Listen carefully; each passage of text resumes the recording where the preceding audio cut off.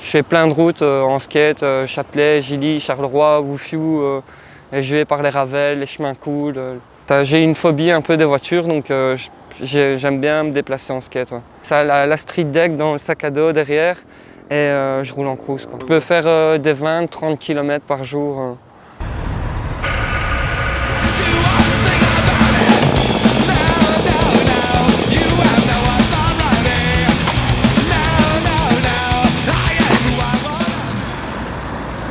Châtelet à la base. Je suis né à Charleroi. Je devais avoir 14-15 ans. On avait des garages où on squattait, etc. Et il y avait une vieille Power Elta qui traînait dans le garage de mon pote. Et il m'a dit ah, ça c'est un skate, tu veux essayer et tout. Et j'ai essayé, et il m'a montré pour faire le ollie.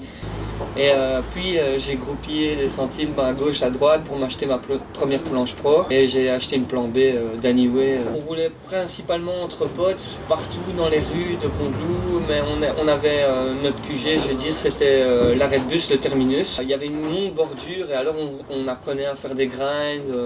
On faisait des games of skate là-bas, on se marrait bien. Moi les premières années j'étais fort gap.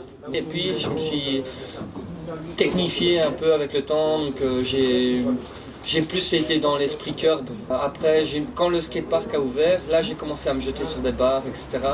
Et à faire de la rampe. Mais sinon, à la base, je suis vraiment plus gap, saut. Une figure ici qui m'a demandé beaucoup de nerfs et de courage, c'était un flipboard slide. Au ministère des Finances, justement, j'avais un rail portatif. Et je l'avais mis sur la cassure après le dôme. Et j'ai cassé 2 planches et j'ai essayé bien 5 heures la dernière fois avant de réussir. Quoi. Moi j'aimais bien mon combo quand je fais un hard flip, back grind et sortie 3-6 flip. Ou alors un autre aussi que j'aime bien c'est flip back. Je retombe en grind et je ressors en flip back aussi. C'est des techniques que je pensais pas pouvoir réaliser un jour. Rotation, flip, arriver sur le mur, rotation, flip out. Tout ce qui est variante de flip, tout ça. Je broie mes planches, elles cassent. Les plaques avec les genoux, les problèmes de genoux que j'ai, je suis tendu. J'aime bien être seul.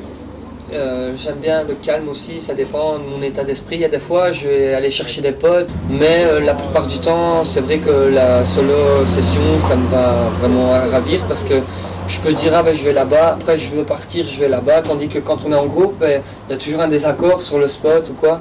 C'est vrai que j'ai tendance à skater seul. Quoi. Mon meilleur souvenir en skate, je pense que ça reste le flip à Amer. Parce que donc en gros je roulais sur un plat et je gapais tout le quater en kickflip. Mais ce trick là aussi j'ai mis 2 ans je pense. 10 tickets de train, 5-6 planches et des nerfs, je me suis bien blessé 2-3 fois et j'ai rien lâché, j'ai réussi à le mettre. J'étais content de moi, mais ça reste une de mes plus belles images, c'est ce flip à Amer. J'avais essayé de sauter le vélodrome à Gilly 3 fois, de la rambarde à la pente. Et sur le moment où j'ai pas senti, je boitais un peu, j'ai boité une semaine, mais j'ai pas senti une véritable blessure.